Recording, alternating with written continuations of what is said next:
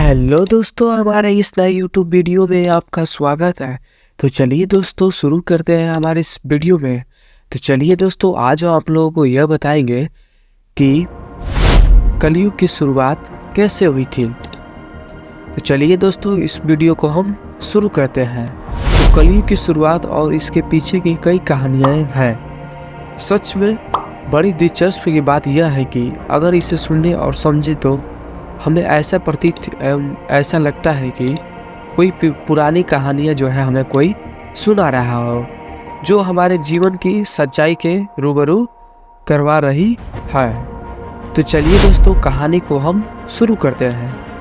पहले जब धरती पर सतयुग था, तब कुछ आदमी पवित्र, शांतिपूर्ण और अस्तित्व हुआ करता था।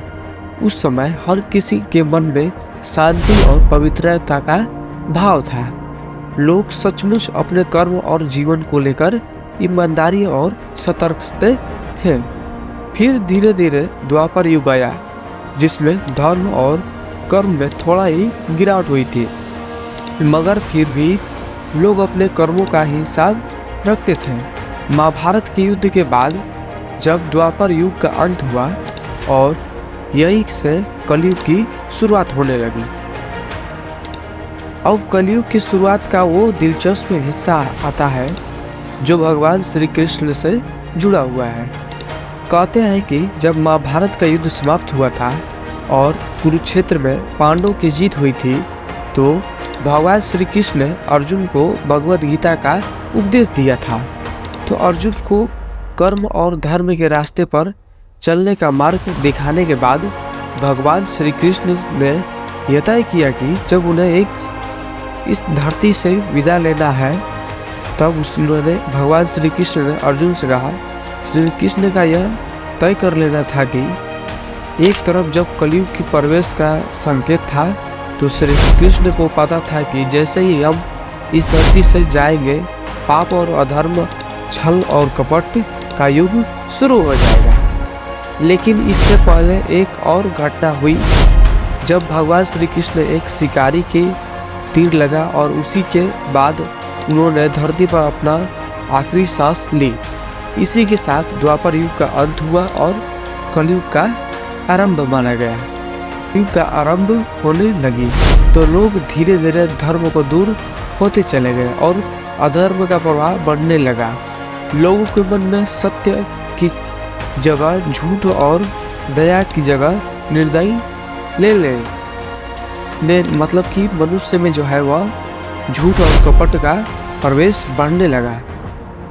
अगर इसे और सरल तरीके से समझा जाए तो ऐसा कहा जा सकता है कि कलयुग का असली अर्थ यह है कि अब इंसान जो है अपने स्वयं स्वार्थ एवं लालच और मोह के कारण सच्चाई और धर्म से भटकने लगा है। पहले जहाँ सभी युगों में एक तरह का इंसान संतुलन बना रहता था, वही कलयुग में वह असंतुलन टूट गया है। मतलब वो जो संतुलन था वह टूट गया है, वह असंतुलन हो गया है। जब इंसान खुद पर नियंत्रण नहीं रह गया था, तो धीरे धीरे इसे अपनी भौतिकी इच्छाओं का गुलाम बनना पड़ा। यह भी माना जाता है कि कलयुग की शुरुआत में ही देवी देवताओं ने धरती पर से अपना हटाना शुरू कर दिया था। मतलब कि कलयुग से पहले ही, मतलब कि जितने भी देवी देवताएं भगवान थे, जो अपना जो है धरती पर से अपना जो चरण जो है वह हटा लिया, क्योंकि इंसानों का व्यवहार और सोच बदलने लगी थी। देवताओं का वरदान और उनकी कृपा के केवल उन लोगों पर ही होती थी जो धर्म और सच्चाई के मार्ग पर चलते थे। लेकिन जब धरती पर पाप बढ़ने लगा, तो वो धीरे धीरे जो है उनके मतलब कि जो सत्य और जो अहिंसा जो है वह धीरे धीरे खत्म होने लगा। तो भगवान जो है अपने धीरे धीरे जो है पैर हटाने लगे और धरती पर रहने वाले इंसानों अपने कर्म का बोझ खुद ही उठाने लगे।